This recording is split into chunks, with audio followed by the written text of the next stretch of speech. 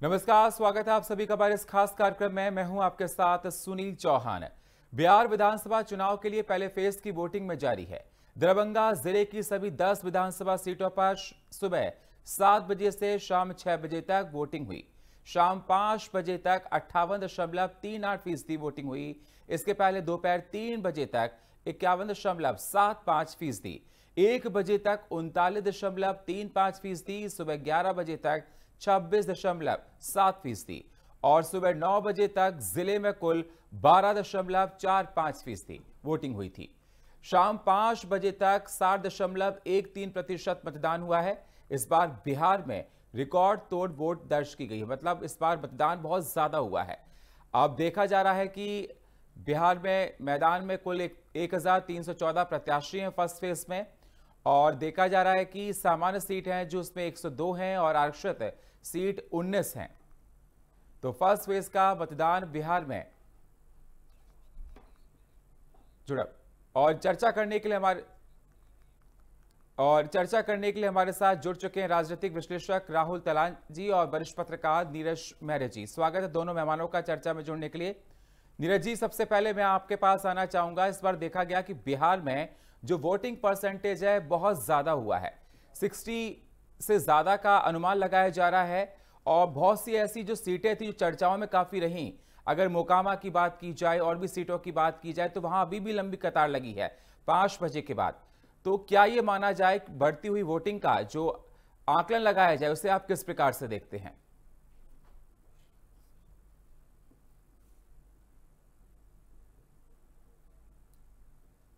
देखिए सुनील जी, जो हमने आकलन लगाया या वहां और लोगों से जो हमारी बात हुई धरातल पे, उसमें एक नई चीज इस बार देखने को ये मिली कि वाई और एम, मतलब यूथ और महिलाएं, वो निश्चित रूप से इस बार ज्यादा वोट गिरा है और वो अपने मुद्दों पे चुनाव लड़ने के चुनाव वोटिंग करने के लिए चुनाव मैदान में उतरे हैं। तो निश्चित रूप से वहां जो मुद्दे हैं वो महंगाई है, बेरोजगारी है, पलायन है, रोटी है, तमाम ऐसे चीजें हैं कि महंगाई, बेरोजगारी, सड़क, बिजली, पानी, स्वास्थ्य, इन सबको लेके अगर वाकई वो यूथ जो जिस तरह की रिपोर्ट आ रही है अगर उस पर वोटिंग हो रही है तो निश्चित रूप से बहुत सारी चीजें बदल सकती हैं। राजनीति है, इसमें तमाम चीजें अभी हम लोग आकलन लगा सकते हैं। दूसरी बड़ी बात, एक नई चीज जो समझ में आ रही है वो ये लगा है कि जो राजनीतिक दल पीके को हल्के में ले रहे हैं वो उतना हल्का महसूस नहीं होने दे रहे। तमाम जगह जैसा देखने को मिला कि एक दो जगह ऐसी भी रही जहां पीके के प्रत्याशी जो थे उनको भारतीय जनता पार्टी के समर्थन में किस तरह बैठना पड़ा, क्या वो दबाव की राजनीति थी या अपने मन से बैठे या खरीदे गए या बेचे गए।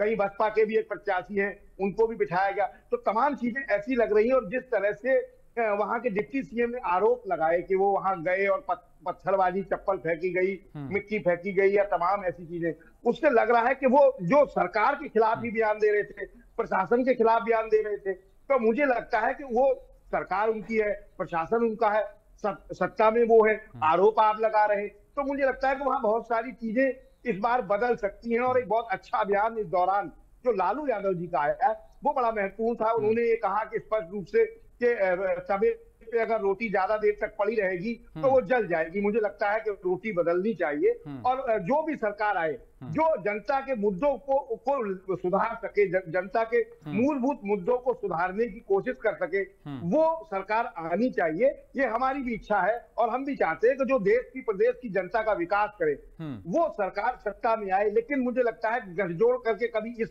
कुर्सी पे बैठकर और कभी उस कुर्सी पे बैठकर ऐसा राजनीति में होता है, लेकिन नहीं होना चाहिए क्योंकि बिहार अब वो बिहार नहीं रहा। देखिए, तरक्की अगर हमारा देश करेगा कहीं ना कहीं कुछ ना कुछ बढ़ेगा, लेकिन जनता ने इस बार ये भी देखा है कि बिहार में वो प्रदेश है कि जहां विकास किस तरह नापा जा रहा है। आप किसी से बात करेंगे तो विकास की बात करेगा, सड़क बन गई। बिहार में 18 दिन में 12 नीरज जी, हिंदुस्तान के किसी भी स्टेट में ऐसा नहीं हुआ। बिल्कुल, हिंदुस्तान के किसी भी राज्य के मुख्यमंत्री ने ऐसा भाषण भी नहीं दिया सदन में जैसा ये दिया गया। जी नीरज जी, शाम को 7:30 बजे प्रेस कॉन्फ्रेंस करने वाला है चुनाव आयोग और देखा जा रहा है क्योंकि चुनाव आयोग पर निष्पक्ष चुनाव कराने को लेकर तमाम सवाल पहले से उठते आ रहे हैं। राहुल गांधी बहुत सारे सवाल पहले से उठाते आ रहे हैं, चाहे वो एसआईआर को लेकर हो, चुनाव आयोग को लेकर हो, फर्जी वोटिंग को लेकर कई बार प्रेस कॉन्फ्रेंस उन्होंने की है और चुनाव आयोग पर बहुत ज्यादा दबाव भी है। और इस बार देखा जा रहा है, पहले कहा जा रहा है कि लास्ट मोमेंट पर आकर वोटिंग परसेंटेज अचानक से बढ़ जाती है, इसे भी शक के घेरे में देखता है विपक्ष, इस पर आपकी राय? देखिए, चुनाव आयोग की नैतिक जिम्मेदारी पहली यह है कि वो हिंदुस्तान के सारे राजनीतिक दलों को संतुष्ट करे, और मुझे लगता है कि भारतीय जनता पार्टी को छोड़कर हिंदुस्तान का कोई भी राजनीतिक दल चुनाव आयोग की प्रक्रिया से या चुनाव आयोग के कार्यकलापों से संतुष्ट नहीं है। दूसरा बड़ा काम चुनाव आयोग का है कि वोटर लिस्ट तैयार करे और चुनाव कराना। मुझे लगता है कि तमाम ऐसी चीजें रही जिसको हमने और आपने नहीं, पूरे हिंदुस्तान की जनता ने देखा। आप थोड़ी देर के लिए चंडीगढ़ आ जाइए, मेयर के चुनाव में क्या हुआ। अगर भारतीय जनता पार्टी के पक्ष में वो वोटिंग फर्जी मतदान किया गया और पकड़ा गया और सुप्रीम कोर्ट ने फैसला सुनाया, तो निश्चित रूप से वो चुनाव आयोग की नैतिक जिम्मेदारी थी कि इस तरह की होनी चाहिए। क्या ये देखा जाए बिहार में एनडीए के लिए एंटी इनकम्बेंसी है? क्योंकि जब भी वोटिंग परसेंटेज बढ़ता है तो ये कहा जाता है कि सत्ता बदलेगी। नहीं, ये कोई मानक नहीं है। वोट परसेंटेज बढ़ने से किसको फायदा होगा, इसका आज तक हिंदुस्तान में कोई मानक नहीं है। हाँ, अगर जनता बातें,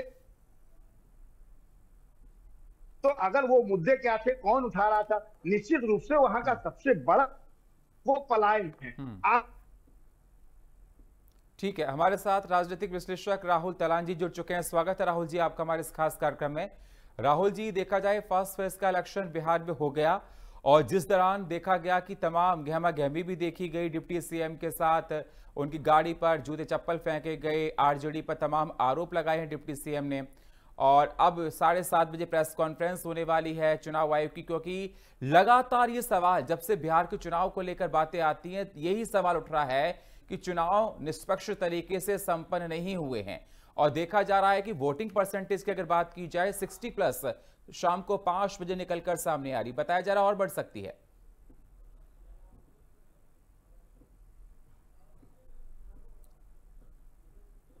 राहुल जी, अपने फोन को आप अनम्यूट कर लीजिए, आवाज आपकी मेरे पास नहीं आ रही है। नहीं, देखिए मेरा फोन अनम्यूट है जी, आपकी आवाज मेरे पास अच्छे से आ गई है सर। जी हाँ, देखिए अगर जो शाम को 5 बजे तक 60% से ज्यादा मतदान है तो आप समझिए कि 70% जाने वाला है, जो बहुत मुझे लग रहा है बहुत अच्छा मतदान है। बिहार में इतना कभी हुआ नहीं और मुझे लगता है इसमें एसआईआर का बहुत बड़ा रोल है, क्योंकि जो वोट ऐसी थी जो वहां थी ही नहीं या जो वोट वहां करते ही नहीं है लोग, उनको निकाल दिया गया है लिस्ट से। तो इसकी वजह से ये मतदान प्रतिशत ज्यादा लग रहा है कि क्योंकि 67 लाख के करीब लोग निकाले गए एसआईआर की वजह से, तो वो जो वोट कटी है तो उसकी वजह से मतदान प्रतिशत हमें ज्यादा दिखाई दे रहा है। पहली बात तो ये। दूसरी बात की बिहार में जो आप बात कर रहे हैं कि इतना हिंसा, जी आपको रोकना चाहूंगा राहुल जी, बड़ी खबर हमारे पास आ रही है इस समय की, बड़ी खबर आपके साथ हम साझा करें। बिहार चुनाव में वोटिंग का रिकॉर्ड टूटा, ये बड़ी जानकारी आपके साथ हम साझा कर रहे। फर्स्ट फेज का इलेक्शन खत्म हो गया है, मतदान खत्म हो गया है। 7:30 बजे चुनाव आयोग प्रेस कॉन्फ्रेंस करेगा। 5 बजे तक 60.13% मतदान हुआ है। 18 जिलों की 121 सीटों पर मतदान हुआ।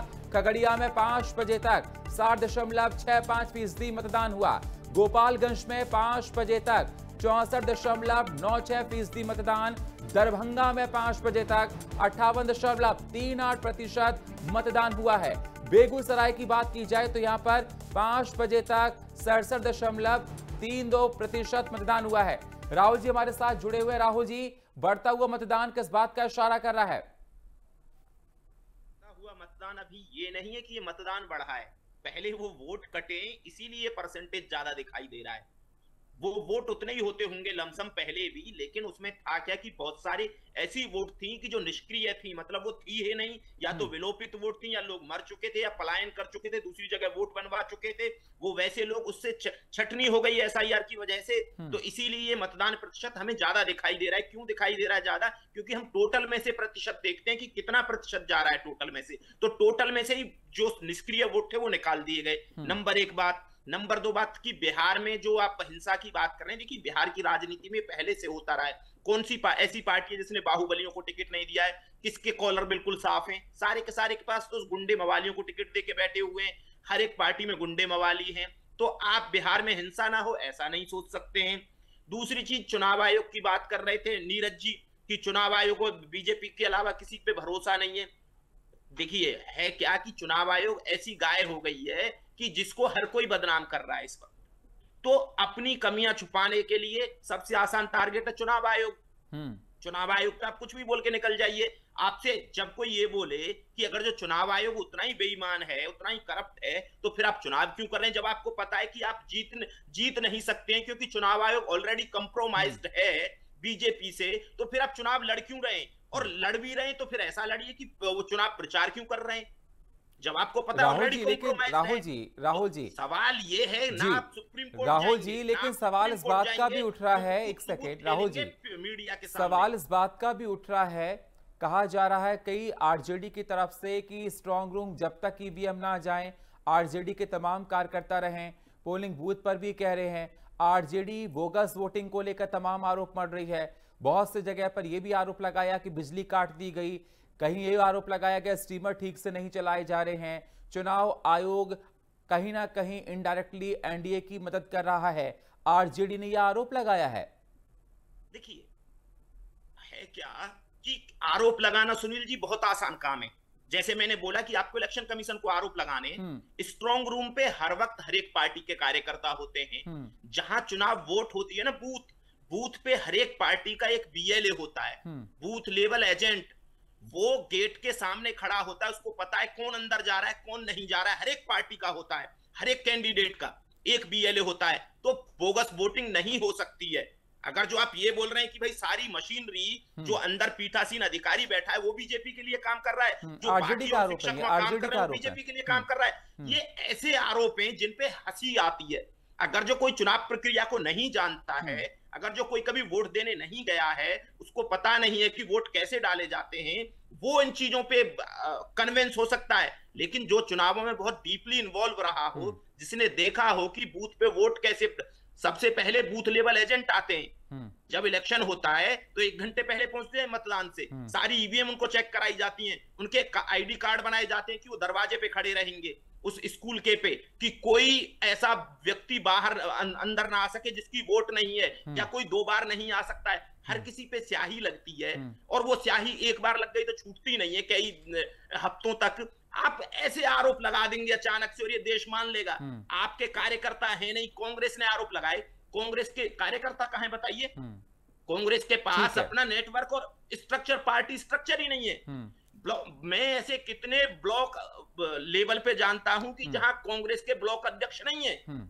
आप बात कर रहे हैं बीएलए की, बीएलए होंगे कांग्रेस के पास। मैं आता हूं राहुल जी, आपके पास आता हूं। मेरे साथ नीरज जी जुड़े हैं। नीरज जी, देखा जाए राहुल जी तो ये कह रहे हैं कि जो वोटिंग परसेंटेज बढ़ा है बिहार में वो एसआईआर की वजह से हुआ है। लोग जागरूक हुए हैं और अपने अधिकारों को लेकर पोलिंग बूथ पर आए हैं, वोट को कास्ट किया है। सुनील जी, यही बात मैंने भी कही थी। मैंने कहा कि वहां बिहार की जनता ने इस बार जो यूथ का वोट ज्यादा पड़ा है और महिलाओं जो वोट डालने ज्यादा निकली है, वो निश्चित रूप से मैंने तमाम चीजें वहां समझी, देखी और जानी है। वो अपने मुद्दों को लेके बाहर निकले हैं, और मुद्दा वहां का क्या है? महंगाई, बेरोजगारी, सड़क, बिजली, पानी, स्वास्थ्य। सबसे बड़ा वहां मुद्दा है पलायन। आपको बताएं 2024 की एक रिपोर्ट के हिसाब से 55% लोग बिहार से पलायन करते हैं। आप 45% लोगों को सुविधाएं नहीं दे पा रहे। आप लगातार वहां मुख्यमंत्री हैं, तमाम ऐसी चीजें हैं जो बिहार में दिक्कत है लोगों को। 45% के लिए आप उनकी सुरक्षा नहीं कर पा रहे, क्राइम नहीं रोक पा रहे। तो निश्चित रूप से अगर जनता अपने मुद्दों को लेकर सड़क पे आई है तो मुझे लगता है कि इसके परिणाम कुछ भी हो, क्योंकि हम भविष्य वक्ता नहीं हो सकते।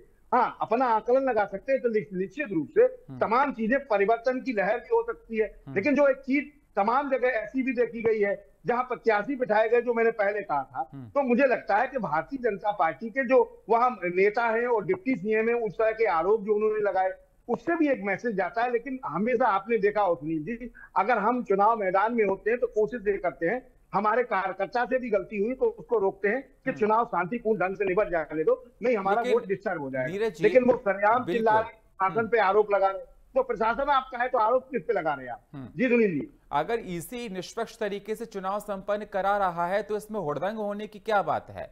अगर सब कुछ पोलिंग बूथ उनके अंडर है, उनके अधिकारी वहां पर खड़े हैं, बीएलओ वहां पर खड़ा हुआ है, और इस प्रकार से आरजेडी वाले वहां दंगा करा रहे हैं, जिस प्रकार से गाड़ियों पर यह फेंका जा रहा है, विजय सिन्हा जी ये कह रहे हैं कि इनके गुंडों को हम ठीक करेंगे, ये तो माहौल खराब करने की बात हुई ना। इससे चुनाव मतलब हर्डल्स क्रिएट होंगी और लोगों को परेशानियां होंगी। तो ये मतलब ये क्या, ये बढ़ता हुआ चुनाव वोटिंग परसेंटेज, क्या ये प्रो इनकमेंसी एनडीए की? नहीं, निश्चित रूप से वो जिस तरह के आरोप लगा रहे हैं, आखिरकार वो आरोप लगाए किस पे जा रहे हैं। अगर वो इलेक्शन कमीशन पे लगा रहे हैं तो भी वो देखें, और सरकार उनकी है। अगर वहां एसएसपी पे वो आरोप लगा रहे हैं कि आप प्रशासन के अधिकारी हैं और चुनाव शांतिपूर्ण ढंग से नहीं करा पा रहे, वो आरोप किस पे लगा रहे हैं, मुद्दे की बात। और ये निश्चित रूप से उनकी बौखलाहट है, ऐसा माना जा रहा है और ऐसा देखा भी जा रहा है, चाहे जिससे आप बात करेंगे। और बड़े राजनीतिक विशेषज्ञों का भी यही मानना है। मुझे लगता है जनता अगर मुद्दों पे निकली है, जो अभी राहुल जी ने एक दो बातें बहुत अच्छी कही, मुझे अच्छा लगा कि उन्होंने बात कही।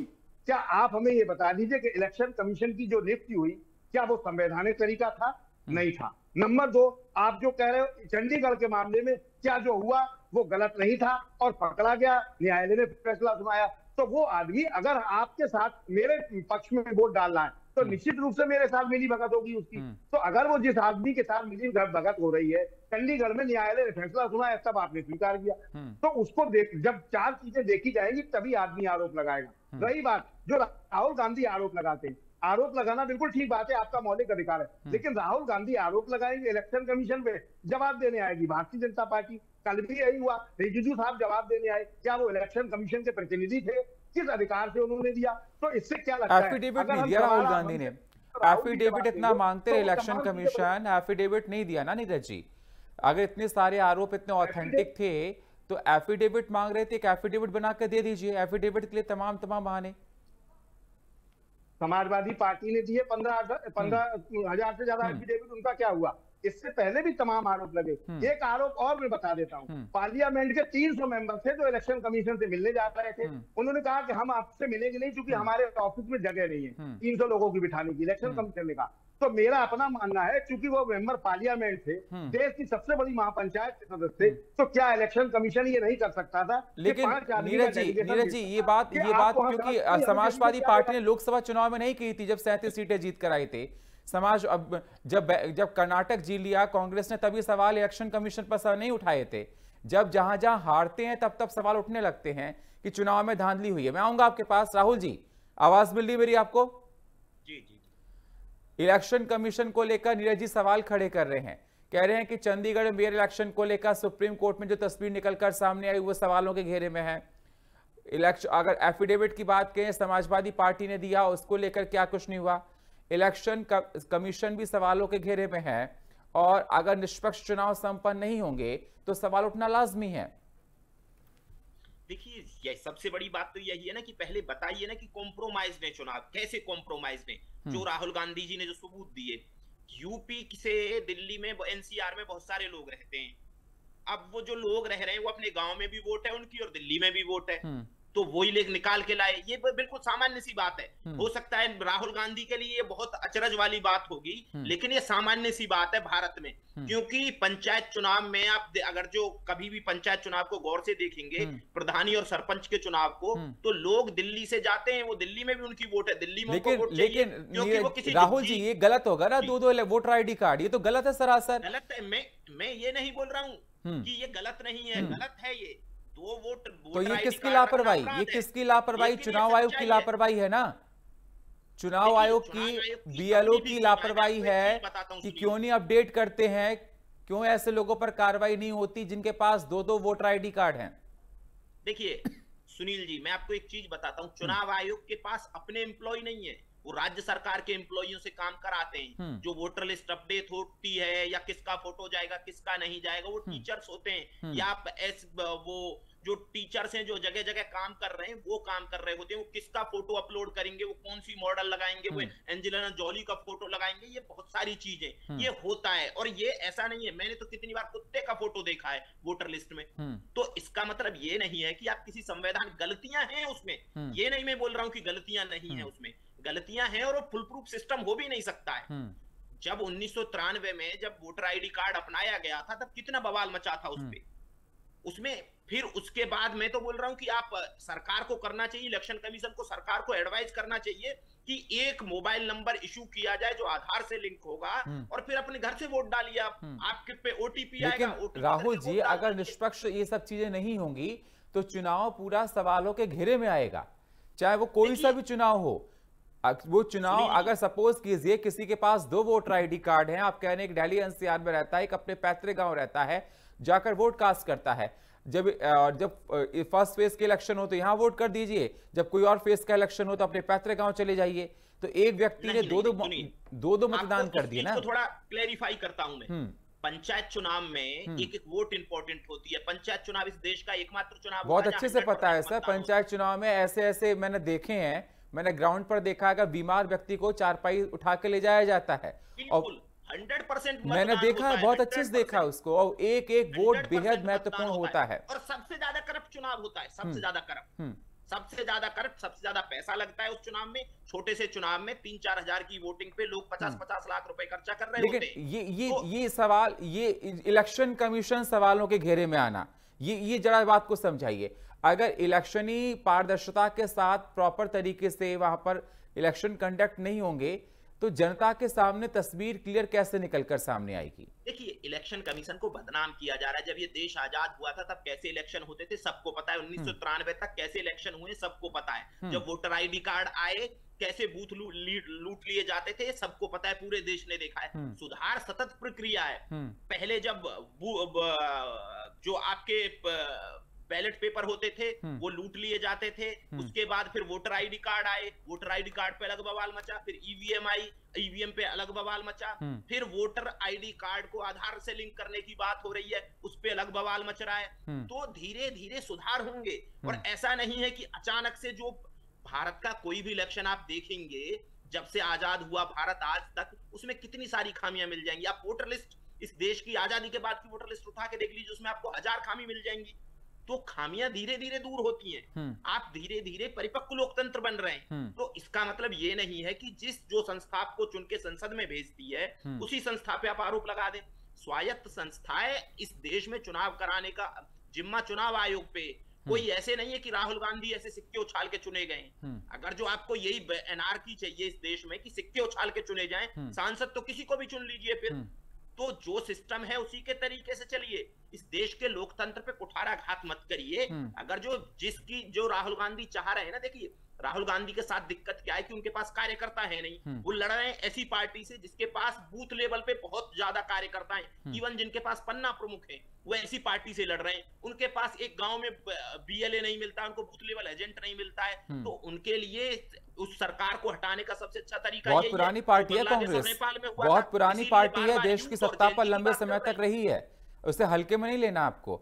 हालात अभी क्या है, समाजवादी, माफ कीजिएगा, कांग्रेस बहुत बड़ी पार्टी है और लंबे समय तक सत्ता पर रही। मैं आपके पास आऊंगा। नीरज जी, मेरी आवाज मिल रही है आपको? जी मिल रही है। सुना आपने, राहुल जी ने तमाम बातों को उठाया है। उन्होंने कहा कि निष्पक्ष चुनाव संपन्न कराने के लिए बहुत सारे चुनौतियों से गुजरना पड़ेगा। देखिए सुनील जी, चुनाव उन्होंने बहुत सारे डिटेल भी दिए। राहुल जी की बहुत सारी बातें मैंने सुनी। मुझे लगता है कि हिंदुस्तान के आज तक के पिछले इतिहास में जितने भी चुनाव आयुक्त रहे, उसमें हमें लगता है हिंदुस्तान के अलावा विदेशों में जिसकी चर्चा हुई उनका नाम टी.एन. शेषन था। चुनाव उन्होंने भी कराया, उनके नाम की कसम खाते थे लोग। आज की तारीख में हर गली में छोटी सी पार्टी का भी आदमी आप पे आरोप लगा रहा है। ऐसा नहीं है। आपसे मैंने जो कहा कि आप पे आरोप लगाया जाएगा और जवाब देगी भारतीय जनता पार्टी, तो इससे क्या लगता है, इससे साफ जाहिर होता है कि आप दोनों मिले हुए हो। हम नहीं कह रहे, ये दुनिया कह रही, पूरा हिंदुस्तान कह रहा है। ठीक है, जल्दी से जो बातें कही, ठीक है राहुल जी, 10 से मैं संतुष्ट हूँ। समय हमको, राहुल जी 10 सेकंड जल्दी से फाइनल कमेंट आपका। राहुल गांधी की पैरवी नहीं कर रहा हूँ। देखिए राहुल, मैं नीरज सवाल उठा रहे हैं, एक सेकंड में खत्म कर रहा हूं। तो जवाब इलेक्शन कमीशन दे दे, इलेक्शन कमीशन की जिम्मेदारी रही शपथ पत्र की। चलिए, बहुत बहुत शुक्रिया दोनों मेहमानों का, समय हमको इतनी इजाजत दे रहा है। बहुत बहुत शुक्रिया दोनों मेहमानों का चर्चा में जुड़ने